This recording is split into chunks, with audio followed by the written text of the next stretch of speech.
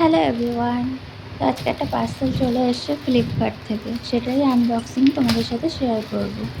দেখো, আমি একটা 3 পিস অর্ডার করেছিলাম ফ্লিপকার্ট থেকে, সেটাই আজকে ডেলিভারি করেছে। তো তোমাদেরকে দেখাবো 3 পিসটা কেমন এসছে।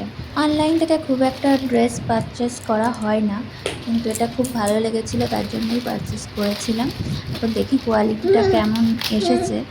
আর এটার দাম নিয়েছিল প্রায় 500 টাকার কাছাকাছি। তো সেই হিসেবে যখন ড্রেসটা আমি হাতে পেলাম, খুলে দেখলাম কোয়ালিটি খুব একটা খারাপ আসেনি। অর্ডার করার সময় একটু ভাবছিলাম যে কেমন আসবে, কোয়ালিটি কেমন হবে। তারপরে অল ইস্যু রিটার্নের অপশানটা আমি করেছিলাম। তো যদি কোনো প্রবলেম হতো আমি রিটার্ন করতাম।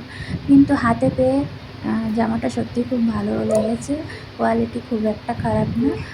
আর এর ওড়নাটাও বেশ বড়। ড্রেসটা যেহেতু ভালো এসেছে, এটাকে আর রিটার্ন করব না। আর এর প্যান্টটাও বেশ ভালো, ঠিকঠাকই এসেছে। কারণ অনেক সময় অনেক প্যান্টগুলো ছোট বড় অনেক সময় আসে, ওড়না খারাপ দেয়, কিন্তু এটাতে দেখলাম সব কিছু ঠিকঠাক আছে।